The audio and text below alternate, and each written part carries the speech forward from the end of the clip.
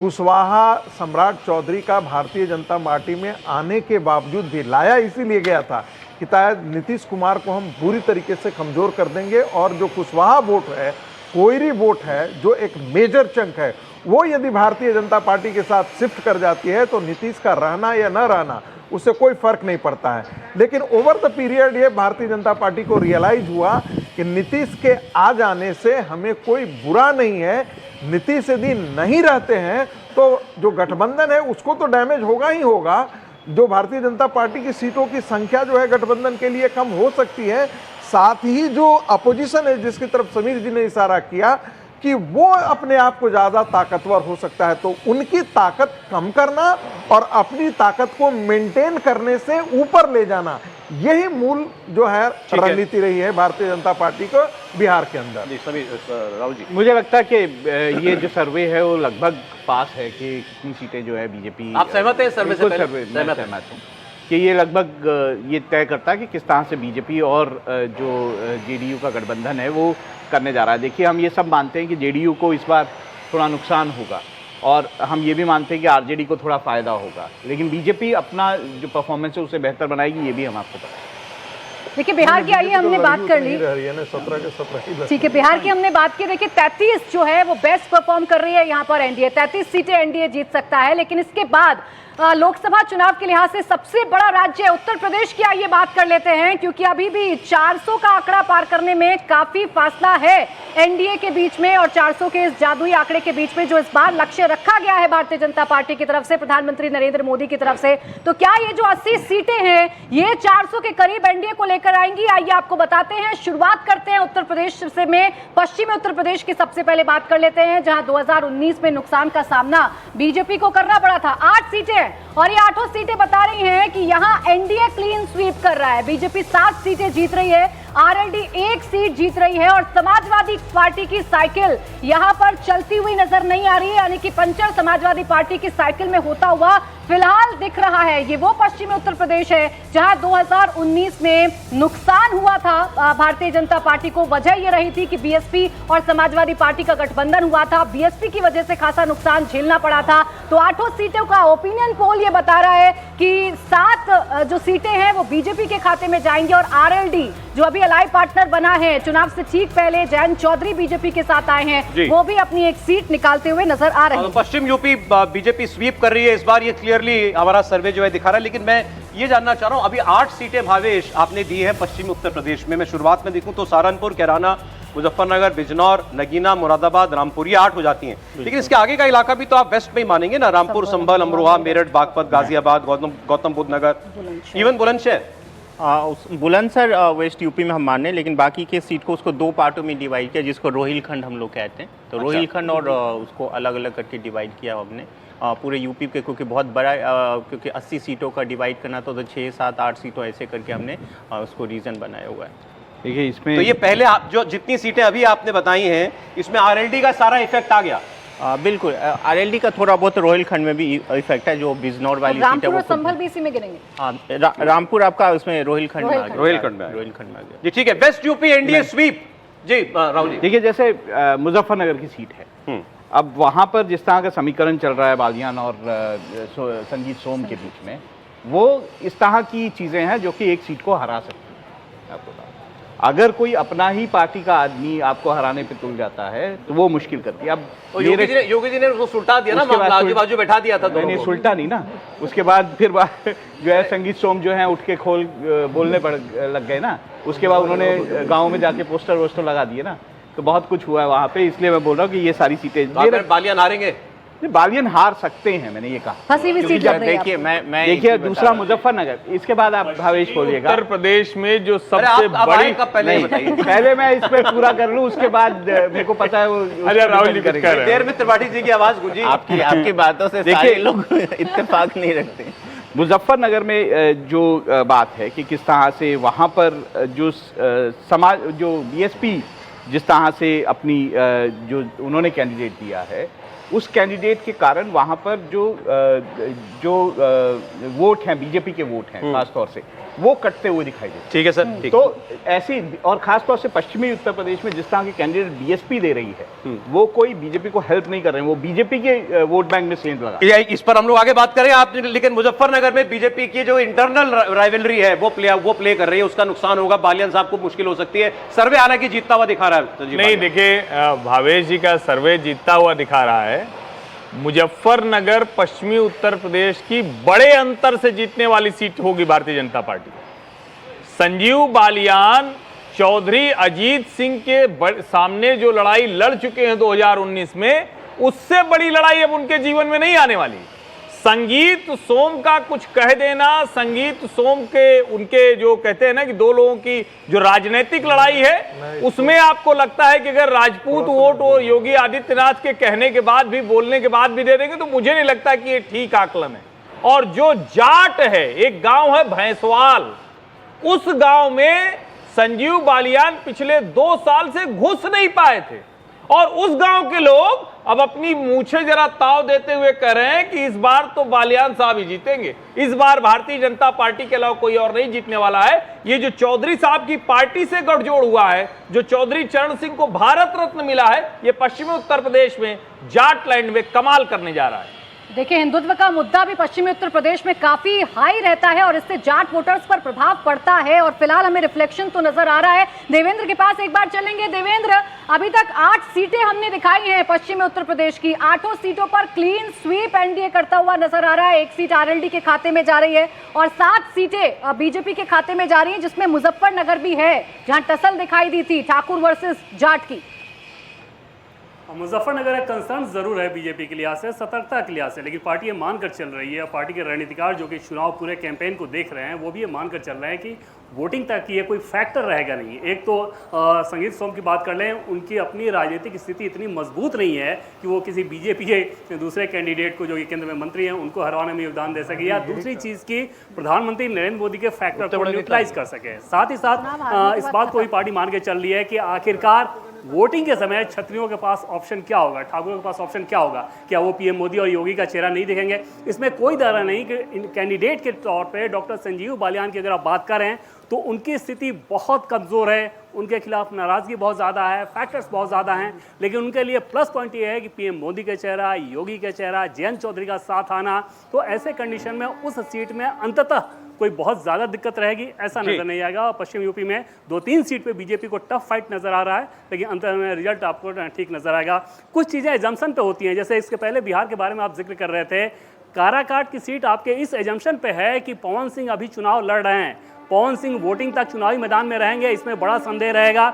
और आप ये एज्यूम करके चल रहे हैं कि 2 लाख जो राजपूत वोटर हैं वो पवन सिंह को दे देंगे, ऐसा भी नहीं हो सकता। बीजेपी के लोग लगातार उनसे संपर्क में हैं और बहुत संभव रहेगा कि पवन सिंह अपने कैंडिडेचर वापस ले लें। तो चाहे वेस्टर्न यूपी का केस देख लें, काराकाट को देख लें, बहुत सारे एजम्पशन के आधार पर चल रहे हैं, नतीजे कुछ और बताएंगे। जी ठीक, अब आइए जरा रोहिलखंड की तरफ बढ़ते हैं। सौरभ जी, हाँ बोलिए। देवेंद्र जी, हम लोग एजम्पशन पे सर्वे नहीं करते, ये ग्राउंड की रिपोर्ट होती है। आपको भी पता है उपेंद्र कुशवाहा के पिछले 5 साल में क्या पॉलिटिकल मूवमेंट रही है, वो एक बहुत बड़ा फैक्टर है। दिल पे मत आपके लीजिए, लिए नहीं है, नहीं कहा ये और आपका सर्वे है, चुनाव का नतीजा नहीं है, मैं जनरल बात कर रहा हूँ। अच्छा चलिए, वहाँ पे काराकाट में ऐसा कोई फैक्टर नहीं है जिसके चलते आप ये कहें कि उपेंद्र कुशवाहा की स्थिति बहुत खराब है। ठीक है, आगे बढ़ते हैं, रोहिलखंड की बात कर लेते हैं। ये वो रोहिलखंड जहां बीजेपी को नुकसान हुआ था 2019 के चुनावों में। 12 सीटें इसमें हम कैलकुलेट करके चल रहे हैं लोकसभा की, और 11 सीटें यहां बीजेपी जीत रही है। आरएलडी 1 सीट जीत रही है और समाजवादी पार्टी को यहां पर झटका लग रहा है, 1 भी सीट नहीं जीत रही है। जब हम रोहिलखंड की बात करें तो रामपुर, मुरादाबाद, अमरोहा, भावेश, इन सब सीटों को गिनना होगा इसमें। बिल्कुल बिल्कुल, ये जो राहुल जी कह रहे थे कि वहाँ पे जो बीएसपी का कैंडिडेट है उससे बीजेपी को मदद मिले कि नहीं, आप देखिए पूरे सीट वाइज जब एनालिसिस करेंगे तो बीएसपी के कैंडिडेट से बीजेपी को बहुत ज़्यादा सीटों पे मदद मिले, जिस तरह का उन्होंने कैंडिडेट दिया, अधिकतर सीटों पे जो मुस्लिम कैंडिडेट दिए उस तरह। उसके बाद इस एरिया में आप देखेंगे कि यादवों का भी एक तबका बीजेपी की तरफ, जो हिंदुत्व के नाम पे, जो राम मंदिर के नाम पे एक पोलराइजेशन हो रहा है, जिसका फायदा बीजेपी को हो रहा है। यदि इस तरह की इस पूरे बेल्ट में आपको लगता है रिलीजियस पोलराइजेशन एक फैक्टर होगा? पूरे यूपी में, यूपी में आप देखेंगे, इसी बेल्ट में नहीं, पूरे यूपी में देखेंगे कि रिलीजियस बेल्ट पे बीजेपी का खुद का अपना वोट बैंक लगभग 50% के आसपास। उसके बाद राम मंदिर बनने के बाद उस पर जो एडिशनल वोटों का जो पोलराइजेशन हो रहा है वो बहुत बड़ा फैक्टर बनेगा लोकसभा चुनाव के रिजल्ट में। जरा बड़ी सीटें बताइए यहाँ की। रामपुर यहाँ पे जो रोहिलखंड की जो सारी सीटें, बिजनौर हो गया, ज्योतिबा फूले नगर हो गया, पीलीभीत हो गया, बदायूं हो गया, बरेली हो गया, मुरादाबाद हो गया, शाहजहांपुर हो गया, रामपुर हो गया, नगीना हो गया, संभल, अमरोहा, आमला। तो रामपुर और संभल पर हम लोगों को जरूर बात करनी चाहिए। जो ये सीटें जो हैं, ये समाजवादी पार्टी पिछली बार जीती थी। रामपुर में अब आजम खान तो चुनाव लड़ नहीं सकते, और वो चाह रहे थे वो यहाँ पर आकर के अखिलेश यादव चुनाव लड़े, वो भी नहीं लड़े। तो अगर आजम खान ने भी अपना उम्मीदवार दे दिया, समाजवादी पार्टी ने ऑफिशियल कैंडिडेट भी दे दिया। अब वो ऐन वक्त तक का इंतजार कर रहे हैं कि जब तारीख आ जाएगी, लास्ट डेट आप नॉमिनेशन वापस लेने की, उस दिन उनमें से कोई एक वापस ले लेगा। लेकिन बड़ा कंफ्यूजन वहां पर है। और आजम खान ने कहा कि मैं प्रचार नहीं करूंगा, मैं चुनाव में नहीं उतरूंगा, प्रचार में भी नहीं उतरूंगा। चिट्ठी लिख करके उन्होंने ये जारी कर दिया था। और रामपुर आपके हिसाब से जा रही है भारतीय जनता पार्टी को, जो बाईपोल में भी भारतीय जनता पार्टी जीती थी। लेकिन रामपुर पर हर्षवर्धन जी, देखिए रामपुर में जिसको कहते हैं ना कि घर की लड़ाई समाजवादी पार्टी पर बहुत भारी पड़ रही है। इस सीट पर भारतीय जनता पार्टी के जीतने के चांसेस बहुत कम थे। घनश्याम लोधी वैसे भी आजम खान के पुराने साथी रहे, जो भी भारतीय जनता पार्टी के सांसद हैं। और रामपुर में जो एक मौलाना को खड़ा कर दिया अखिलेश यादव ने, ये आजम खान को कतई बर्दाश्त नहीं हो रहा है। उन्होंने अपने लोगों को बहुत स्पष्ट तौर पर कहा है कि दूसरा कोई हमारे यहाँ आकर राजनीति करेगा, यही वो नवाबों को भी पसंद नहीं करते थे। तो कुल मिलाकर घर की लड़ाई रामपुर में भारतीय जनता पार्टी को एज दे रही।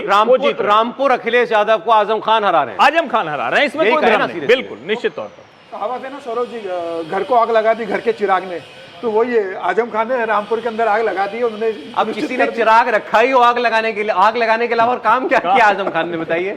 नहीं, लेकिन आजम खान के साथ समाजवादी पार्टी ने और अखिलेश यादव ने बहुत अच्छा तो नहीं किया था। आपके बड़े नेता हैं, आपके लिए लड़ाई लड़ रहे थे, आपको जमीन पर उतरकर उनके साथ लड़ना चाहिए था। और एक समय में तो अखिलेश यादव ये मानते थे कि ठीक है, इसी में कट्टू साइज हो जाए।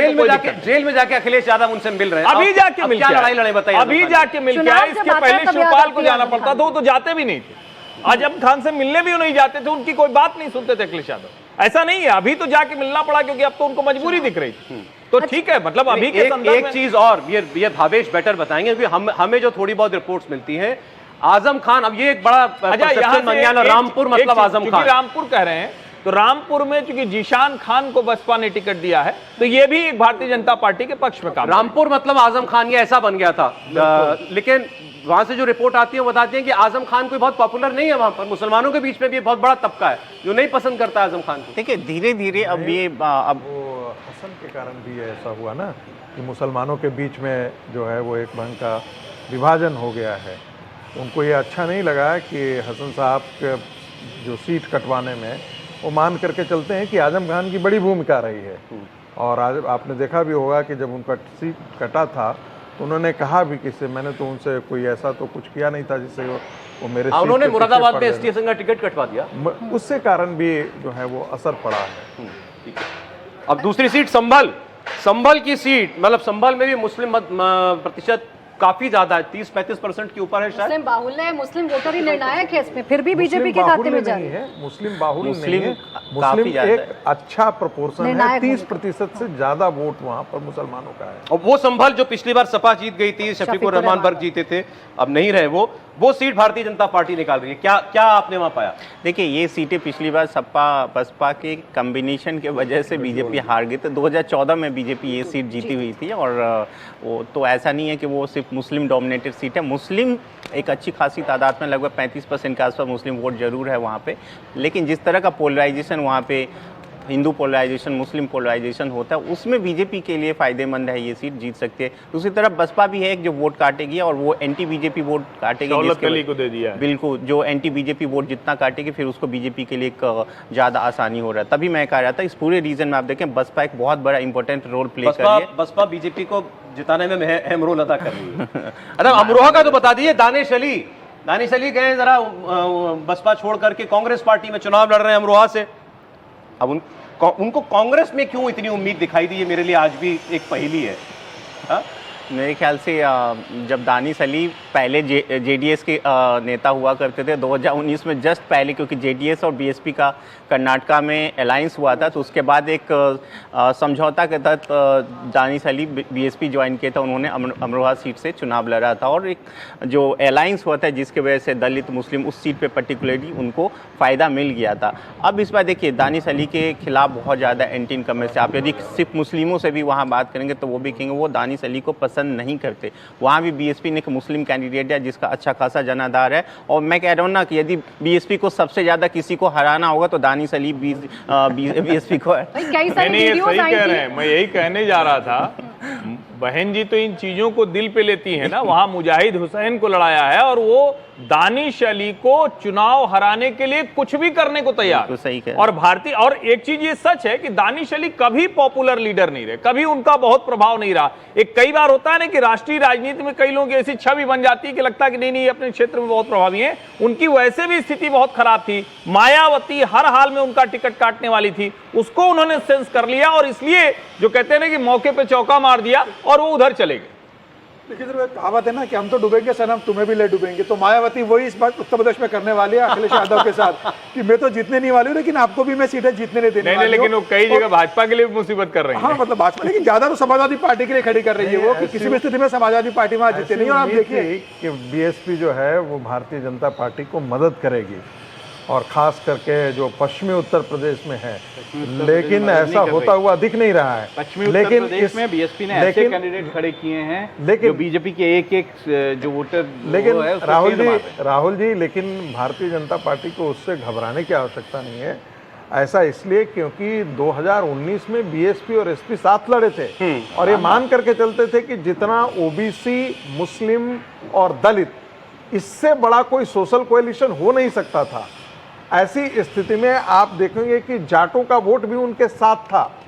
इस स्थिति में भी भारतीय जनता पार्टी अपने किले को मजबूती से बचा पाई।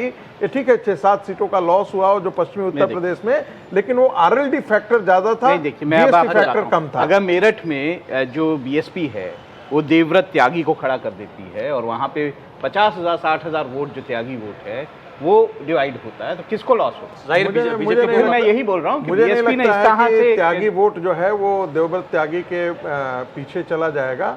मेरठ के अंदर 10,000 15,000 वोट जरूर काट लेंगे, इसमें कोई दो राय नहीं है कि जीत का अंतर कम हो जाएगा, लेकिन उससे कोई वही मैं बोल रहा हूँ, परिणाम मैंने पर असर नहीं नुकसान की पड़ने बात वाला की है। है। ये नहीं कहा कि मेरठ चले में ठीक बुरा ना पलट मेरठ जाएगा। में परिणाम पर असर होने वाला है, ना गाजियाबाद में परिणाम पर असर होने वाला है।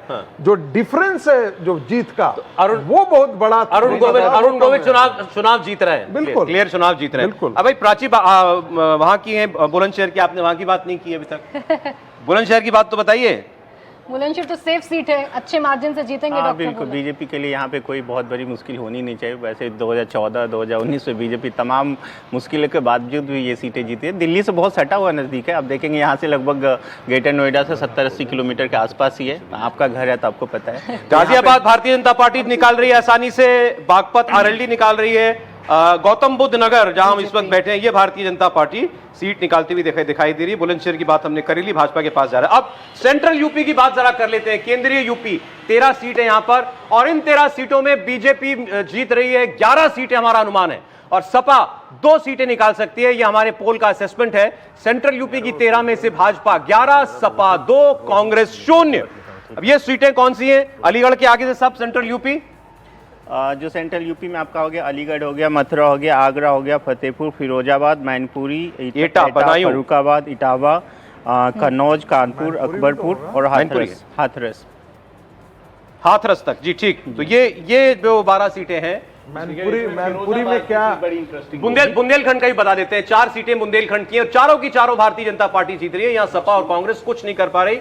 चारों की चारों सीटें बुंदेलखंड की वो भारतीय जनता पार्टी के पास जा रही हैं। तो सेंट्रल यूपी और बुंदेलखंड कमोबेश 2 सीट छोड़ दीजिए तो सारा भाजपा की ओर जाता हुआ फिरोजाबाद लेकिन की आपको फिरोजाबाद पे बताता हूं, सपा जीत फिरोजाबाद रही की है, कोशिश है, जीत रही है सपा। जो सपा जो है उसकी पूरी कोशिश थी। पिछली बार इसलिए हार गई थी क्योंकि जो शिवपाल यादव हैं वो अलग से जो है अलग होके उन्होंने अलग पार्टी। चुनाव यहाँ से लड़ दिया लड़ था, कौन और रहे हैं? उसके रामगोपाल यादव जी के बेटे अक्षय यहाँ यादव। अक्षय यादव लड़ रहे हैं। अक्षय यादव पिछली बार भी लड़े थे और हारे इसलिए थे क्योंकि शिवपाल यादव वहां खड़े हो गए थे अलग पार्टी बना के। तो अब वो जो समीकरण है वो तो पहली ठीक हो घर गया की तो। सीट, यादव परिवार की घर की पहली सीट फिरोजाबाद जो जा रही है सपा के पास। दूसरी घर की सीट मैनपुरी, जबकि मेन सीट तो यही है जहां से डिंपल यादव लड़ी हैं। और उनके सामने सर किनको उतारा है भाजपा ने? जयवीर सिंह। जयवीर सिंह जो मंत्री हैं, जी हाँ, जो मंत्री हैं जयवीर सिंह, उनको उतारा है। इस कॉन्टेस्ट में भी सपा जो है लीड ले रही, सपा निकाल ले रही। तो मैनपुरी, फिरोजाबाद दोनों सीटें सपा ले जा रही है। हर्षवर्धन जी नहीं, मुझे मैं लगता है एक ही कि पहले ऐड कर दूं। बहुत अप्रत्याशित नहीं है, लेकिन इतना आसान फिरोजाबाद नहीं होगा। ठीक है, अक्षय यादव घर का झगड़ा था, वो ठीक हो गया है, लेकिन अभी 2-3 बड़े जो यादव परिवार हैं, जो जिसको हम कहते हैं ना कि जो मुलायम सिंह यादव के साथ थे, वो भारतीय जनता पार्टी के साथ आए हैं। पिछले कुछ समय में इन सीटों पर, जिसको हम घर की सीट मानते थे मुलायम सिंह यादव की, वहां पर बहुत से नेता वो भारतीय जनता पार्टी के साथ चले गए हैं। तो निश्चित तौर पर परिवार एक साथ है, रामगोपाल शिवपाल एक साथ दिख रहे हैं, अभी अखिलेश यादव के साथ दिख रहे हैं। तो फिरोजाबाद मजबूत सीट है समाजवादी पार्टी के लिए, लेकिन इतना आसान नहीं होगा, बहुत कांटे का मुकाबला मुझे दिखता है। मैं एक पॉइंट ऐड करूं, अभी तक हमने जितने भी सर्वे किए थे उसमें फिरोजाबाद में बीजेपी आगे दिखाई देती थी, क्योंकि बीजेपी ने यहाँ पे कैंडिडेट देने में बहुत लेट किया। अभी तक क्लैरिटी नहीं थी कि बीजेपी किसको कैंडिडेट देगी। शायद बीजेपी के अंदर ही कुछ ना कुछ मजबूरी रही होगी। आज शायद बीजेपी ने कैंडिडेट अनाउंस किया है। इसलिए इस सर्वे में जब हमने किया तो वो दिख रहा है, जिसकी चर्चा हर्षवर्धन जी कर रहे थे कि यादवों का एक तबका बीजेपी के साथ है, वो लास्ट में दिख रहा था कि यादव जो टूटते हुए दिख रहा था वो नहीं टूट रहा, जिसकी वजह से इस सर्वे में हमें ये दिख रहा था कि ठाकुर कैंडिडेट दिया है, उसका कोई असर होगा? ठाकुर शायद किसी और वजह से दिया गया, मुझे नहीं लगता ठाकुर यहाँ पे यदि बीजेपी को जीतना तो यादव वोटरों को रामगोपाल यादव आज मैनपुरी में थे, उनसे हमारे सहयोगी शोएब रजा ने बात की है। अब देखिए जरा उनका क्या दावा है। प्रोफेसर साहब, क्या देख पा रहे हैं उत्तर प्रदेश में क्या होने जा रहा है? उत्तर प्रदेश देश को दिशा देने जा रहा है। अब की बार बीजेपी को हरा के दिल्ली से बीजेपी की सरकार का खात्मा करने जा रहा है, हमें यही दिखाई पड़ रहा है। लेकिन बीजेपी कह रही है कि 80 की 80 सीटें हम जीतने जा रहे हैं। 80 की 80 सीटें हारने जा रहे हैं। प्रधानमंत्री को अपने क्षेत्र पे कंसंट्रेट करना चाहिए। बनारस पे वहां से प्रधानमंत्री क्या राजनीतिक नुकसान में है क्या? 77 में इंदिरा गांधी हारी थी रायबरेली, नहीं हारी थी, वही स्थिति है। एक प्रोफेसर वो बोल रहे थे, तो हमारे पास भी एक प्रोफेसर है, आप ही जवाब दीजिए। मेरे पास इस भाषा का जवाब नहीं है। मतलब ये तो राजनीतिक तुकबंदी है, जिसमें रामगोपाल जी कह रहे हैं कि देखिए 77 का मौसम अलग था, मिजाज अलग था। उस समय इंदिरा गांधी के खिलाफ एक पूरे देश भर में माहौल था। यहाँ तो पहली बार ऐसा हुआ जो सत्ता पक्ष में लहर चल रही है, उसमें तो आप अपनी नाव बचा लें, ये बहुत मुश्किल है। और उसमें समाजवादी पार्टी का मैं देख रहा हूँ 3-4 सीटें आ जा रही हैं। ये जो जिसको कहते हैं ना, इसे ईश्वर का प्रसाद मान करके उनको ग्रहण कर लेना चाहिए। वो कह रहे मोदी जी अपनी कॉन्स्टिट्यूएंसी बचाएं, बनारस बचाइए। अब देखिए, कई बार राजनीतिक विक्षिप्तता की भी सीमा होती है। अब मैं ये तो नहीं कह सकता हूँ कि राजनीतिक तौर पर वो विक्षिप्त है, लेकिन यही कहना होगा कि देखिए उत्तर प्रदेश में समाजवादी पार्टी का आप आकलन इससे कर सकते हैं कि आज से 5 दिन पहले अखिलेश यादव चुनाव लड़ने के लिए चुनाव सभा करने गए हैं। ये अपने आप में प्रतीकात्मक सिर्फ नहीं है, ये इस बात का द्योतक है, इस बात की ओर संकेत करता है कि समाजवादी पार्टी के पास न सिर्फ लड़वाने वाले लोगों की भी दुविधा है, बल्कि उनको समझ में नहीं आ रहा है कि हम जाकर के मैदान में नैरेटिव कैसे खड़ा करें। अखिलेश यादव अकेले नहीं है, कल राहुल गांधी के साथ प्रेस कॉन्फ्रेंस भी होने जा रही है उनकी यूपी में। हाँ भाई, नहीं, मैं सिर्फ इतना कह रहा था कि देखिए रामगोपाल यादव जी समाजवादी पार्टी के नेता हैं। वैसे तो वो लगातार राज्यसभा में रहे और पार्टी में कभी भी उनको जमीन की नब्ज समझने वाले नेता के तौर पर नहीं जाना जाता है, नंबर 1।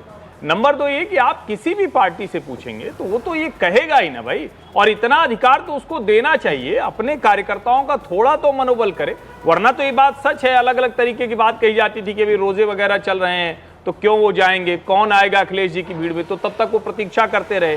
प्रत्याशियों को लेकर जिस तरह की अदला बदली हुई है उत्तर प्रदेश में, वो इस बार कमाल की है कि कई सीटों पर 2-2, 3-3 बार प्रत्याशी बदलना पड़ा। तो मुझे लगता है समाजवादी पार्टी की जो स्थिति है वो रामगोपाल जी को भी पता है, शिवपाल जी को पता है और अखिलेश जी को तो पता ही है, लेकिन अपने कार्यकर्ताओं का मनोबल बढ़ाने के लिए बोल रहे हैं तो बोलना चाहिए। देखिए हर्षवर्धन जी कह रहे हैं कि